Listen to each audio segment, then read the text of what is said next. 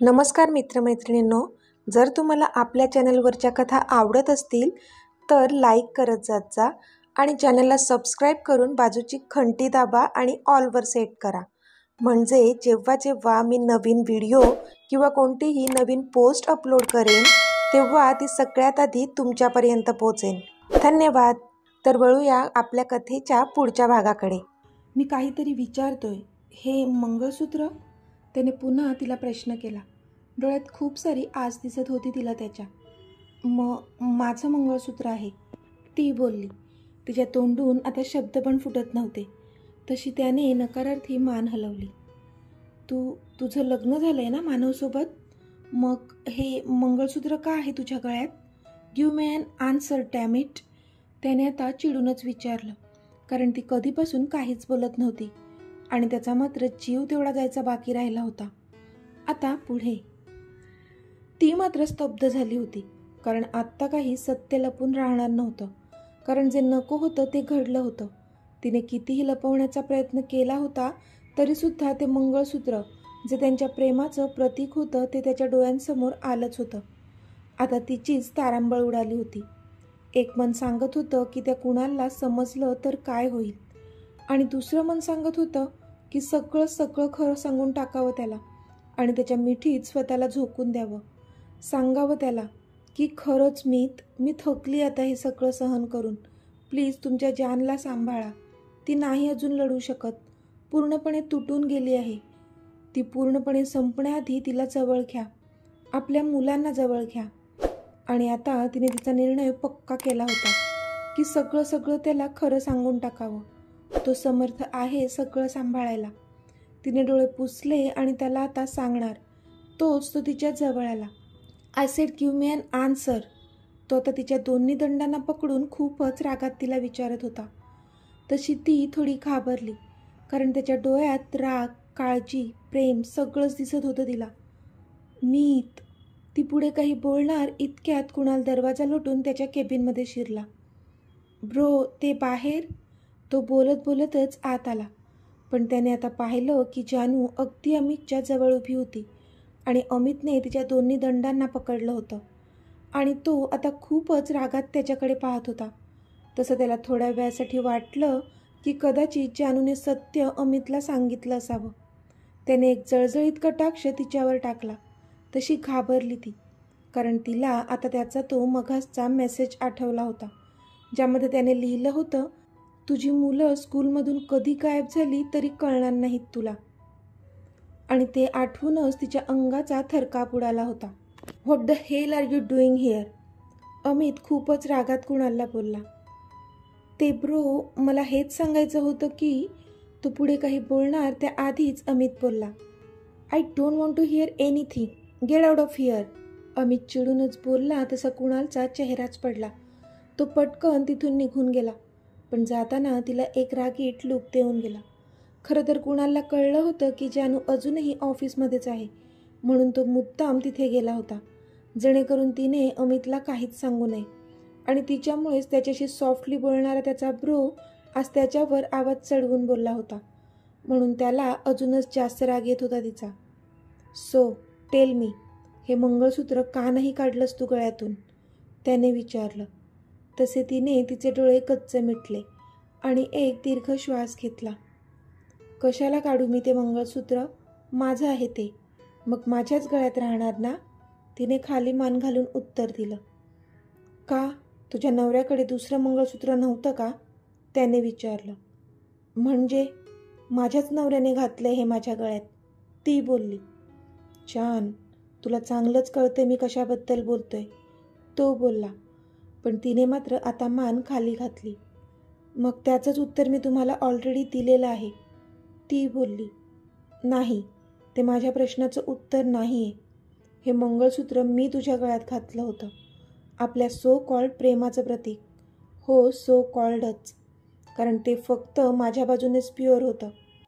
मीत आणि जानूचे 2 alphabets, MJ, जे खूप प्रेमाने मी एकमेकात गुंफून आणले होते. तो तिच्या डोळ्यात आरपार बघत बोलला. तशी तिची नजर पाणावली, कारण खरंच तर होतं ते. पण हे माझं मंगळसूत्र आहे, जे मानवने मला दिलंय. एम फॉर मानव आणि जे फॉर जान्हवी. ती खाली मान घालून बोलली, कारण कधीही तिचा बांध फुटू शकत होता. नाही, हे खोटं आहे. हे पेंडंट तेच आहे जे मी घेतलं होतं, एकदम युनिक. तो बोलला. मिस्टर राज्याध्यक्ष, जगात काय फक्त तुम्हीच युनिक डिझाईन बनवून घेऊ शकता का? मी स्वतः मानवसोबत जाऊन ते डिझाईन करून घेतलं होतं. तुमचं दिलेलं पेंडंट तुमच्या घरात कुठेतरी पडलं असेल.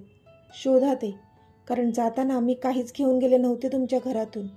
Is that clear? मला आता सुखाने जगू द्या आणि तुम्ही पण सुखाने जगा, प्लीज. ती अक्षरशः त्याच्यासमोर हात जोडत खूपच जोराने बोलली. तसा तो मात्र अजूनच चिडला. Get lost. तो रागातच तोंडातल्या तोंडात पुटपुटला, पण ती मात्र तशीच उभी राहिली होती. I said get lost. तो जोरातच बोलला, कारण आत्ता त्याला तिचा भयंकर राग येत होता. तशी ती घाबरून केबिनच्या बाहेर पडली. पण त्याच्या ओरडण्याच्या आवाजाने रॉनी आत आला. Boss, are you okay? रॉनीने काळजीने विचारलं. Drop her. अमित स्वतःच्या डोळ्यांच्या कडा पुसत बोलला. But boss, you. रॉनी पुढे काही बोलणार त्याआधीच अमित बोलला. I am okay Ronnie, go and drop her at her home. Amit बोलला. रागातही त्याला तिची काळजी वाटत होती, कारण आत्ता अंधार झाला होता, म्हणून तिने सेफली घरी पोहोचणं गरजेचं होतं त्याच्यासाठी. ओके बॉस, रॉनी बोलला आणि लगेच बाहेर निघून गेला. Ma'am please. रॉनीने तिच्यासमोर कारचा दरवाजा उघडला. इट्स ओके रॉनी सर, मी जाईन टॅक्सीने, ती बोलली. No ma'am, please come. Ronny अदबीने बोलला तशी मग ती गाडीत बसली. रॉनी समोरच्या आरशातून तिला निहाळत होता. पूर्ण रस्ताभर तिचे डोळे अविरत वाहत होते. रॉनीला काही कळत नव्हतं की कसं नातं आहे त्या दोघांमध्ये. एकमेकांना एकमेकांची किती काळजी आहे. आता तर जान्हवी मॅमने दुसरं लग्न केलं आहे, तरीसुद्धा त्यांना बॉसबद्दल फिलिंग्स असतील का? त्या का रडत असतील? बॉस त्यांना ओरडले असतील का? आणि म्हणून त्या रडत असतील का? रॉनी सगळं मनात मांडत होता. त्याला काहीच कळत नव्हतं. आता जान्हवीची बिल्डिंग आली होती, तशी त्याने गाडी आत घेतली. जानू आता विचारांतून बाहेर पडली आणि खाली उतरणार तोच रॉनी बोलला.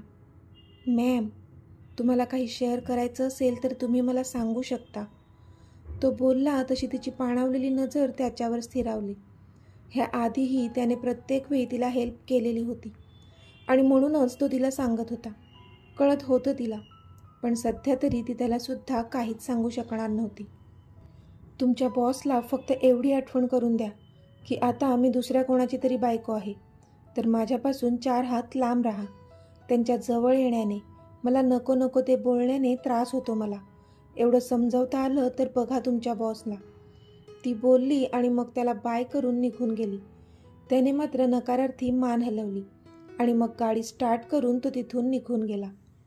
इथे अमितने मात्र त्याची केबिन पूर्णपणे अस्ताव्यस्त केली होती, कारण थोड्या वेळापूर्वी त्याच्या मनात एक आशा निर्माण झाली होती की कदाचित तिने सांगावं की मीत हे मंगळसूत्र आपल्याच प्रेमाचं प्रतीक आहे.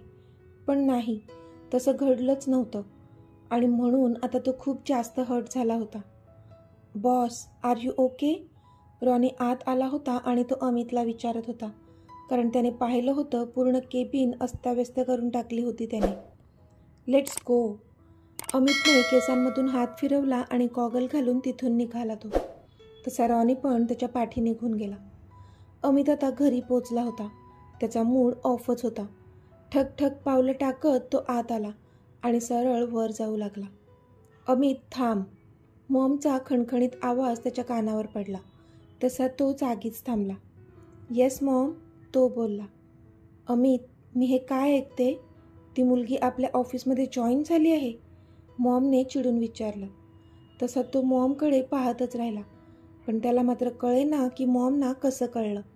मग त्याला मॉमच्या पाठी उभा असलेला कुणाल दिसला. तसा त्याने त्याच्यावर एक जळजळीत कटाक्ष टाकला. त्याच्याकडे रागाने नको पाहू, ओके? मीच त्याला सांगितलं होतं जाऊन बघायला. मला वाटलंच होतं काहीतरी नक्की घडलंय. त्याशिवाय काही तू आपलं मेन ऑफिस सोडून फॅशन इंडस्ट्रीमध्ये गेला नसताच. म्हणून मीच त्याला सांगितलं आज जाऊन बघून ये. आणि आत्ता मला कळतंय खरं कारण. मॉम खूपच चिडल्या होत्या. I am tired, bye. तो एक कटाक्ष कुणालवर टाकून तिथून जाऊ लागला. अमित, तुला कळत कसं नाही की त्या मुलीने काय काय केलं तुझ्यासोबत? तिच्यामुळे कशी अवस्था झाली होती तुझी. तू विसरलास का? तरी तू तिला जॉब दिलास. तिला आत्ताच्या आत्ता जॉबवरून काढून टाक. मॉम बोलल्या. मॉम प्लीज, मी पर्सनल आणि ऑफिशियल लाईफ वेगवेगळी ठेवतो. तुला चांगलंच माहीत आहे. So please stay out of this matter. Amit बोलला आणि रागाने झपझप पावलं टाकत तिथून निघून गेला. मॉम हतबल होऊन त्याच्याकडे पाहत राहिल्या, कारण त्या काहीच करू शकत नव्हत्या त्यांच्या मुलाच्या हट्टापुढे. कुणालने मात्र रागातच हाताच्या मुठी खट्ट आवळल्या. त्यानेच मुद्दाम मॉमला छास्यामध्ये घेतलं होतं, जेणेकरून जानू लवकरात लवकर इथून निघून जाईन. जानू फ्रेश होऊन तिच्या रूममध्ये बसली होती. आज पुन्हा एकदा ती तिच्या मीतच्या नजरेत उतरली होती, म्हणून तिला खूप वाईट वाटत होतं. इतक्यात प्रिन्सेस तिथे आली. मम्मा, काय झालं तुला? तू अपसेट का आहेस एवढी? प्रिन्सेसने विचारलं. तसे जानूने स्वतःचे डोळे पुसले.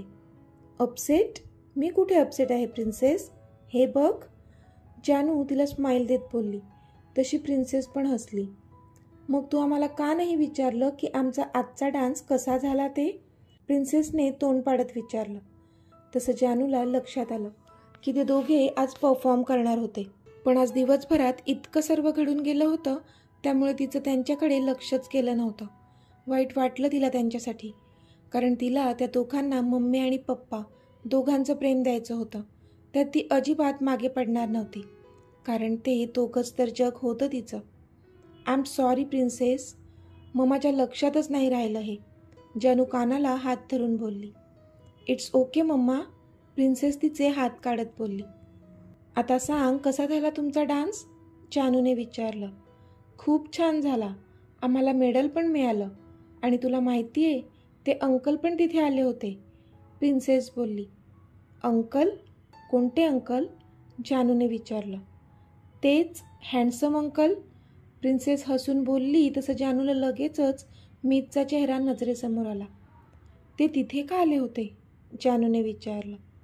माहीत नाही, पण सगळ्यात मोठ्या चेअरवर तेच बसले होते, प्रिन्सेस बोलली. तशी जानूची धडधड अजूनच वाढली. तुझ्याशी काही बोलले का ते? जानूने विचारलं. हो मग, खूप बोलले ते माझ्याशी. मला उचलून पण घेतलं होतं त्यांनी मला चॉकलेट पण दिलं. खूप चांगले आहेत ते. प्रिन्सेस खूप जास्त तारीफ करत होती त्याची. जानूला राहून राहून वाटत होतं की कदाचित तो मीत तर नसेल जो वारंवार प्रिन्सेसला भेटतोय, आणि जर तो तोच असेल तर त्याला कळलं असेल का की मीता त्याचीच मुलगी आहे? जानूच्या मनात असंख्य प्रश्न येत होते. मम्मा, तू म्हणाली होतीस ना की आमचे पप्पा पण मुंबईत आहेत, मग आपण आता मुंबईमध्येच तर आहोत ना? मग का ते येत नाहीत आम्हाला भेटायला? त्यांना आम्ही आवडत नाहीत का? प्रिन्सेसने तोंड बारीक करत विचारलं. तसं जानूने तिला छातीशी खट्ट आवळलं. जानूचे डोळेच भरून आले. आता कसं सांगू मी तुला प्रिन्सेस? तुमच्या पप्पांना तर माहीतच नाही की तुम्ही दोघे अस्तित्वात पण आहात. जर माहीत असतं तर अख्खी दुनिया तुमच्या पायाशी आणली असती त्यांनी, ती मनातच बोलली. मम्मा, ते हँडसम अंकल ना मला खूप आवडतात. त्यांना पण मी आवडते. ते तसं बोलले मला. आपण त्यांनाच आमचे पप्पा बनवूया का? प्रिन्सेसने निरागसपणे विचारलं. तसं जानूला हसूच आलं. प्रिन्सेस, असेच कोणीही तुमचे पप्पा कसे काय बनतील? तुमचे पप्पा पण खूप छान आहेत, खूप जास्त हँडसम. मी नक्कीच भेटवीन तुम्हाला त्यांना. ओके? जानू हसून बोलली. तशी मग प्रिन्सेस पण हसली. तू जा आता, मासीला जेवण वाढायला सांग तुम्हाला. मी आलेच, जानू बोलली. तशी प्रिन्सेस ओके बोलली आणि धावतच बाहेर जाऊ लागली. प्रिन्सेस वेट, जानूने आवाज दिला. तशी ती जागीच थांबली. जानूने तिच्या मोबाईलवर गुगलवरून त्याचा एक फोटो ओपन केला आणि तिने तो फोटो प्रिन्सेससमोर धरला. प्रिन्सेस, हे तेच अंकल आहेत का जे तुला भेटले होते? जानूने धडधडत्या हृदयाने तिला विचारलं. पण मनातच ती बोलत होती की प्रिन्सेस नाही म्हणू देत. तिने स्वतःचे डोळे मिटले आणि ती प्रिन्सेसच्या उत्तराची वाट पाहू लागली. हो मम्मा, हे तर तेच अंकल आहेत. वाव, किती हँडसम आहेत ना हे. पण ह्यांचा फोटो तुझ्याकडे कसा आला? तिने विचारलं. पण जानूचं तिथे लक्ष कुठे होतं? ती तर शॉक झाली होती. म्हणजे नकळत का होईना प्रिन्सेस आणि तिच्या पप्पांची भेट झाली होती, आणि ते पण एकदा नाही तर दोनदा. हे काय आहे? देवीचा कोणता संकेत आहे हा? जानूला पुन्हा भरून आलं. मम्मा सांग ना, प्रिन्सेसने विचारलं तशी ती भानावर आली. प्रिन्सेस, मला सांग, त्या अंकलला माहीत आहे का तुझं खरं नाव? जानूने अगदी अधीर होऊन विचारलं. हो, आजच सांगितलं मी, प्रिन्सेस बोलली. काय सांगितलंस तू? जानूने विचारलं. मी सांगितलं माझं नाव मीता आहे, ती बोलली. आणि पुढे? म्हणजे पूर्ण नाव सांगितलं का? तिने विचारलं. पूर्ण नाव विचारलं होतं त्यांनी, पण मी सांगणार इतक्यात दादा आला आणि मला तिथून घेऊन गेला. प्रिन्सेस बोलली तसा जानूच्या जीवात जीव आला. बरं, तू जा आता जेवायला. जानू बोलली तशी प्रिन्सेस धावतच बाहेर गेली. इथे जानू मात्र शून्यात बघत होती. म्हणजे दोघंही बाप लेक भेटले होते तर आता पुढे काय आणि कसं होणार, ती मनातच विचार करत होती. तर मित्रमैत्रिणींनो, आजचा भाग तुम्हाला कसा वाटला ते मला कमेंटमध्ये सांगा. आणि जर आवडला असेल तर व्हिडिओला लाईक करा, शेअर करा आणि चॅनलला सबस्क्राईब करून बाजूची घंटी नक्की दाबा. चला तर भेटूया आपल्या पुढच्या भागात. तोपर्यंत धन्यवाद.